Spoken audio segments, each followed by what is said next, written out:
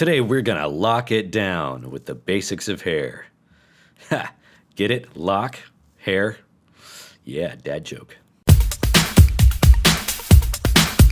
Today's video is made possible by my supporters on Patreon. For as little as $1 a month, you too can support the creation of my upcoming artwork, videos, lessons, and all of my delightfully creative habits while earning awesome rewards of your own, like free high-res drawings, paintings, and early release content, and even discounts on commissioned artwork.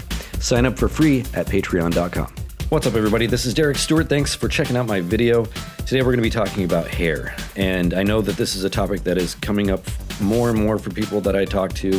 They want to see lessons, tutorials. How do I approach drawing hair? Well, that's what this video is going to be all about. So we're going to talk about kind of breaking down each piece of hair in sort of like my understanding of it and how I approach it.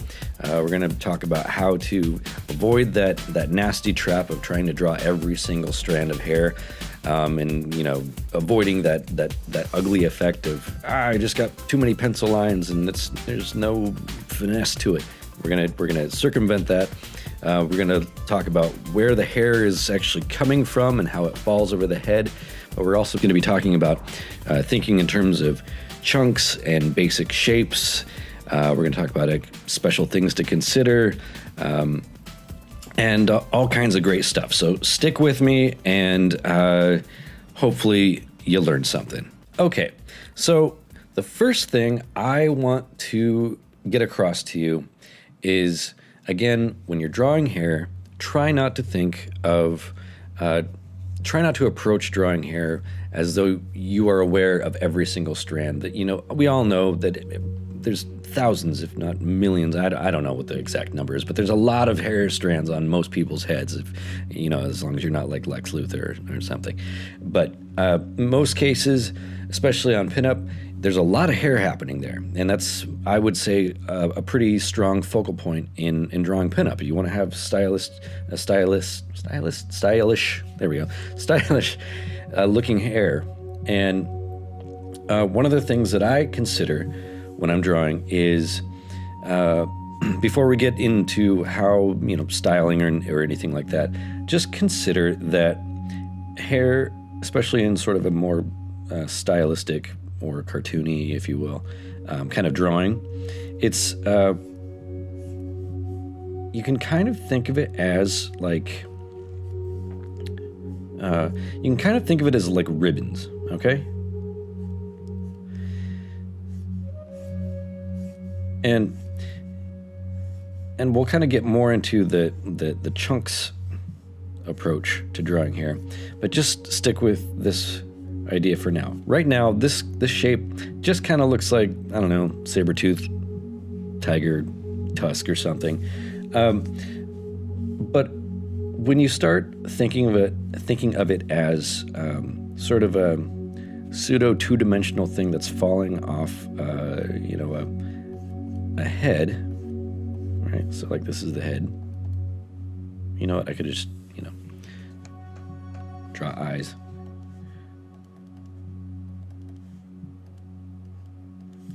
But if you think of it as in terms of hair that's falling over this melon here, you can start adding what kind of looks like fibers, okay? And that's just to kind of give the illusion that you are.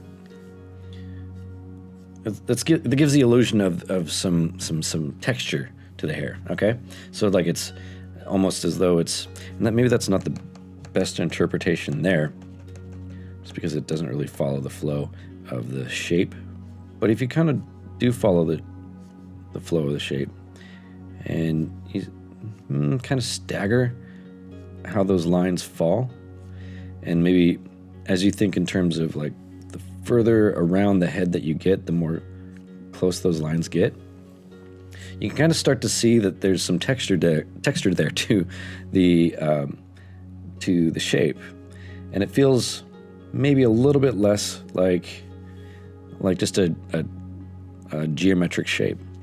And then you would also kind of do the same on the bottom. You notice I'm not going all the way from the top to the bottom necessarily for every shape.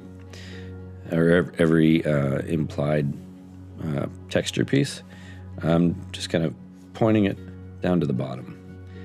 And I forget who taught me the principle of implied line, but it's basically saying, hey, this thing up here is pointing to this thing down here. So you kind of, your brain sort of connects the dots, and you're like, oh, okay, well, I see that there's some kind of a flow there, right? Does that make sense? You're all saying yes. I can hear it. So basically, you're just kind of, you're suggesting that these lines up here are pointing down to the ends of the shape here, and that sort of hopefully gives you the sense of a chunk of hair, right? Okay, so, and the awesome thing about that is you can apply that to, I mean, that's real simple shape with the straight head of hair. But let's say you have kind of a curved piece, right? You can do the same kind of thing. Just kind of follow that shape, more or less.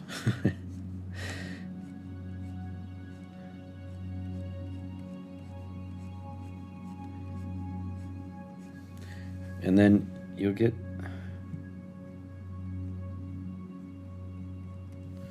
what kind of looks like, I guess, kind of like grooves, right? And when used in the context of the rest of the character, chances are people are just, when they see your drawing, they're going to be like, okay, I get it. That's hair. Fine. Wonderful. And this is really just when you're trying to approach drawing hair from a, pencil drawing. I mean, if you want to get into painting and stuff, there's techniques for that.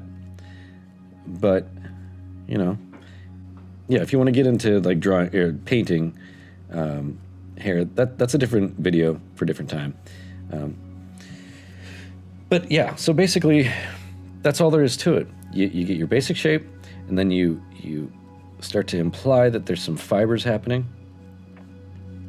Okay? And you give it some texture in the front, some texture in the back, and usually people will pick up on that. And that is just how I approach drawing sort of a ribbon type of hair. And you can even bring that around here. Maybe it's starting to look like the logo. But thinking in terms of those shapes, and then you just help imply the hair with those little helpful texture lines in the middle. I should have said from the top of the video, from the top of the lesson, I want to dispel something really quickly. When I approach any part of a drawing, I don't go in to the details right away. As you can see, there's a lot of mistakes that are happening here. Obviously, this is not a good eye. It's not a good drawing. This is just for show. But this, that's not that isn't what I would consider a final drawing at all. Okay, even when I'm actually trying to put in a lot of serious effort on finding shapes of a pose or a face or an eye or anything like that, I keep things very loose, and I allow myself to make mistakes, and I have my eraser handy. It's okay to make mistakes, and that's what you want to do when you're trying to find your initial poses and your initial shapes and everything. So don't feel compelled or obligated to be perfect right out of the gate. And I don't even mean that from like, practice makes perfect, all that kind of nonsense. I mean, like, when you're laying down your drawing, just rough it in, and you can start to add more detail and more confident lines later. But feel free to just have fun with it, play with what you're drawing, and then add the more serious, confident lines later. Okay. All right, let's move on to the next part. All right, guys, so on this part, we're going to talk a little bit about the hairline. And as you can see, I've got a nice little rough sketch here of a lady. And so specifically with hairlines, they're pretty straightforward. how I approach it generally is I consider the fact that, most people with a head of hair have a hairline that kind of falls across the top. And then sort of right, you see where that temporal flat disc that I have cut off on the side there. That's kind of where I think of where the temple hairline might fall, okay? And it kind of reaches back there. And you can maybe have some indication of it there. But a lot of times in a 3/4 view, you won't need to indicate that too much just because obviously it's facing away from the camera or the viewer or whatever. You could also have special circumstance. I should mention, some people, they have kind of a widow's peak. That's always kind of fun. You can toss that in there. But generally, you kind of want to keep in mind where the hair is going to, where the forehead is going to stop and where the hair is going to begin. Because at this point, you want to start thinking about how the hair is going to start growing out of the head, okay? And this is true for short hair. This is true for long hair. Generally, especially with pinup, it's styled in such a way that those details the detail of that's probably not a good color. The detail of the part is a little bit more obvious than maybe somebody with a big curly, or maybe I don't know, maybe like an afro or something like that. Kind of obscures where the hairline might be. So with pinup, you got like those victory curls and stuff. A lot of times you'll see hair kind of pulled over to one side and stuff, and that gives you a clear line of where the hair might be growing from. Okay, so if we're gonna just kind of keep things nice and simple.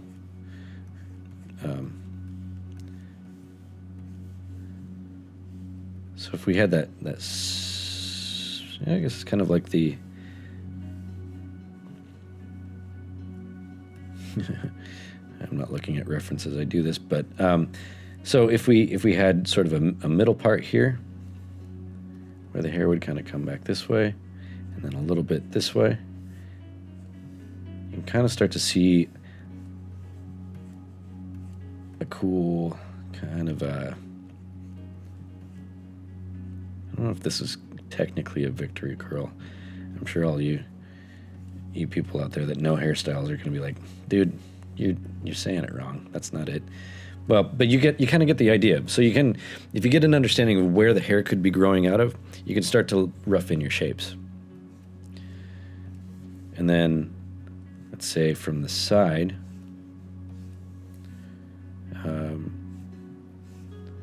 that ribbon of hair could come down that way.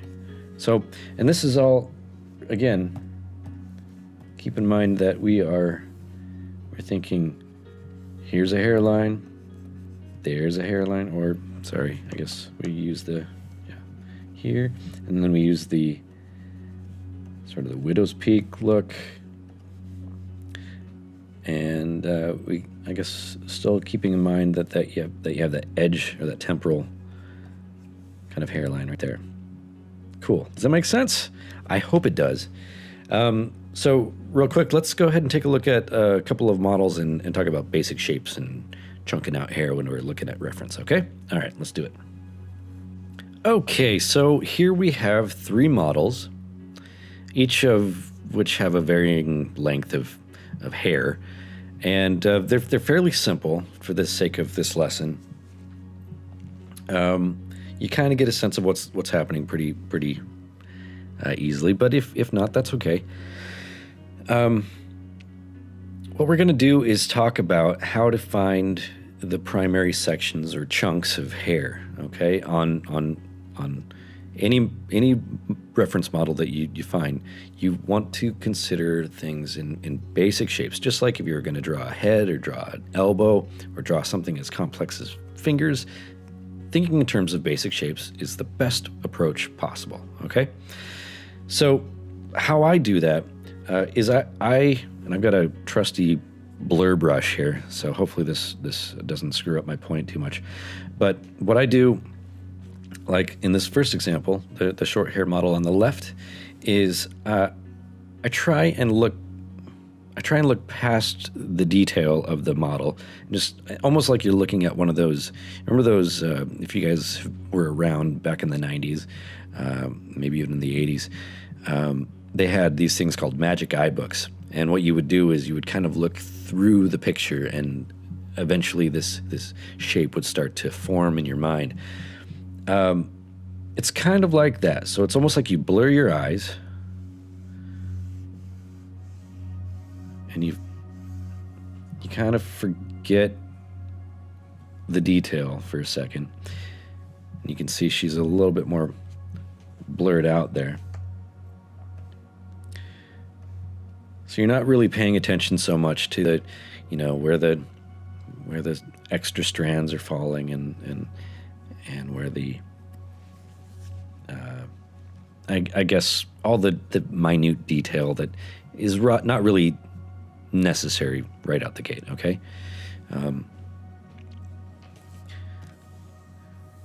And when you do that, you're able to differentiate between what is a major shape and what is, just not nonsense, but is secondary detail. So already I can see here that you have one major shape right here on the front.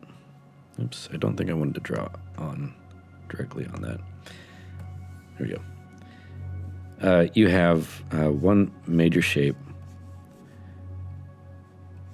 kind of falling here. And then you have a larger shape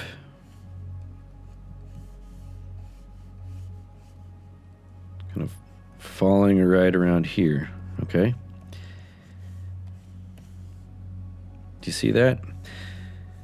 And then behind there you have extra stuff to fill out the shape of the head, make sure things are, looking more three-dimensional. And then you have this filler stuff right in here.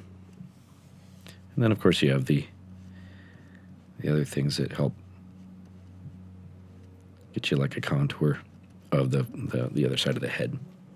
But you see what's happening is you have that primary shape, basically two primary shapes there. And then you have your secondary shapes over here. Does that make sense? Okay, let's look at it on this model. We won't bother with blurring her out this time.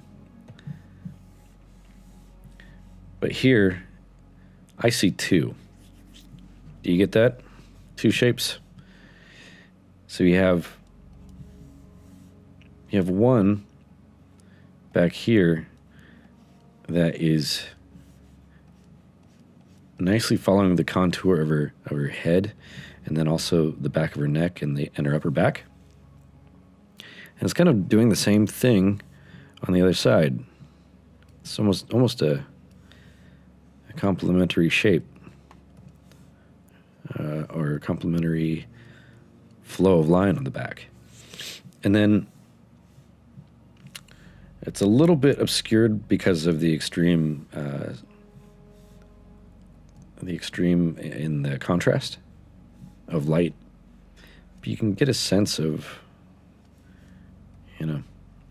you have sort of three ripples happening in the front. And you know what? I would even, if I were going to honestly approach that as my own drawing, I would probably consider this. I don't think I quite got that right. I would consider this sort of curl that I see there as a middle chunk. And then I would consider the which color do we want to do? Let's do orange. Okay, and then I would consider this back stuff as maybe a third chunk. Okay? You see that? So you have 1, and then you have 2, and then I forget what color, 3 right here. It's very simple when you break it down that way, isn't it? It's at that point,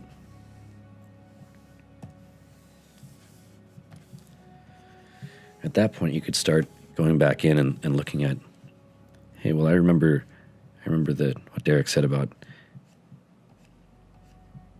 using just sort of that implied line of how the hair might flow. And a lot of times what I'll do in a situation like this is I might break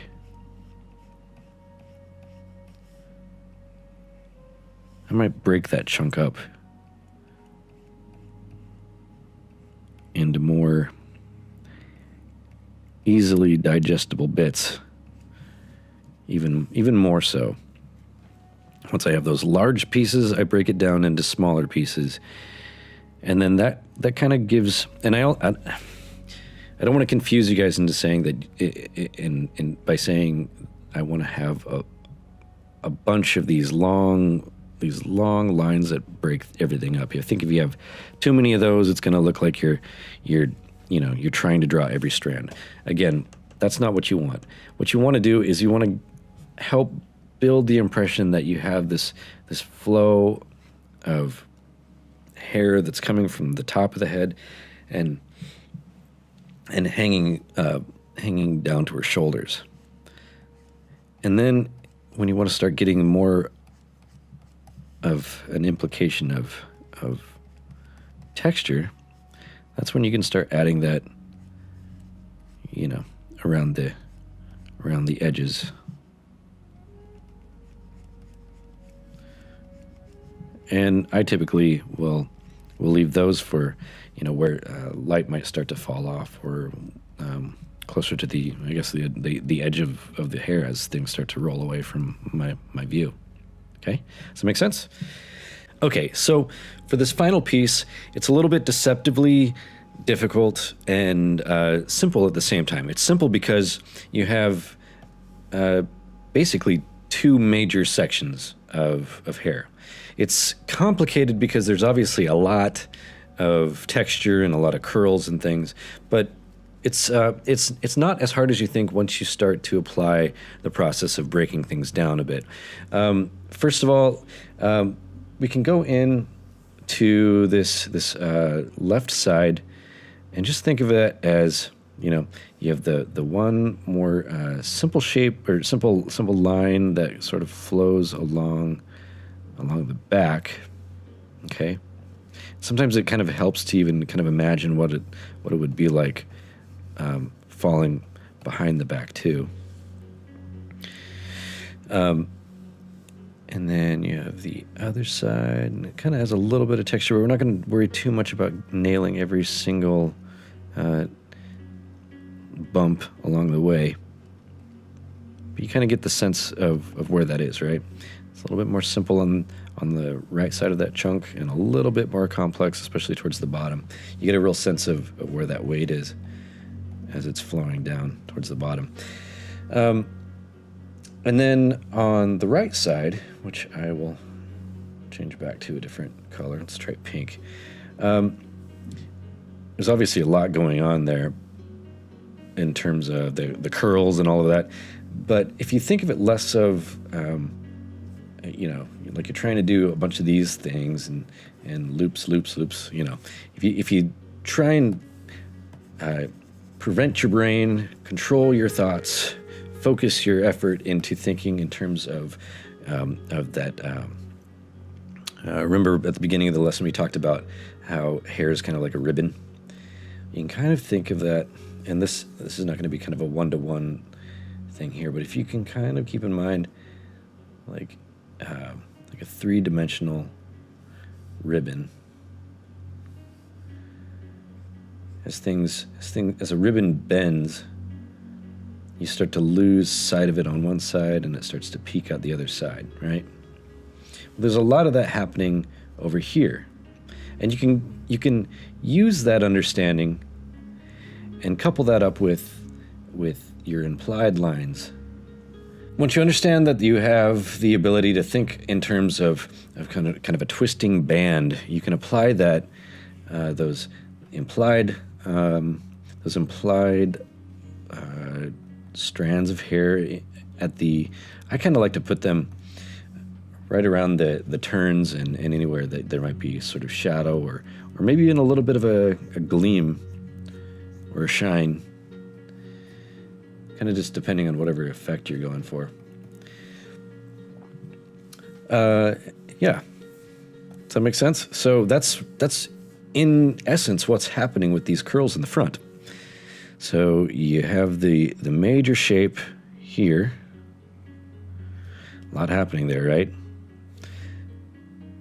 But then you start thinking of it in terms of, you know what, there's a band there. And yeah, it may come around and need to be broken up a little bit later on, but you know, you don't have to really think of that right off the bat. Just, you know, in terms of blocking things out. And yeah, there's stuff happening back there. If you want to fill that in, that's good too. But you're just thinking in terms of large chunks, and then at this stage, you can break those large chunks into smaller chunks. Ugh, nope. Like that. So you see that band kind of reaches in there, and then it kind of goes. I'm trying to show you with my hands, but I know you guys can't see it.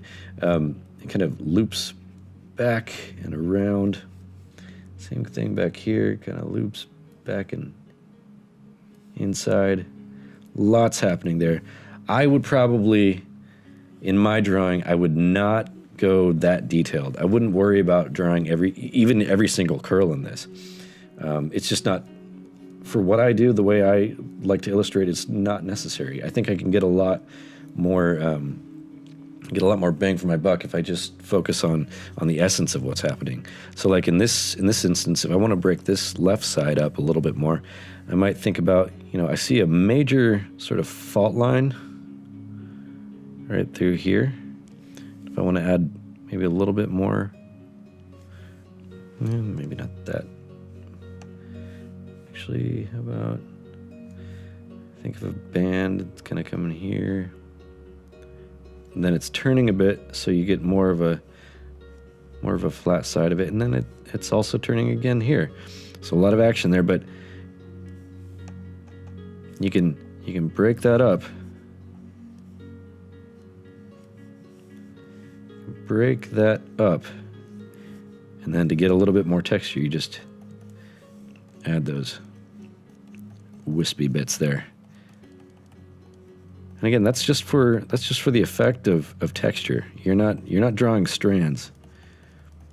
You're just drawing the essence of something that's organic and fibrous. I mean, I would even say if I was giving a tutorial on how to draw musculature, somebody's bicep, or you know, some heavy muscle fibers, I would probably say, you know, oops, just do a different color.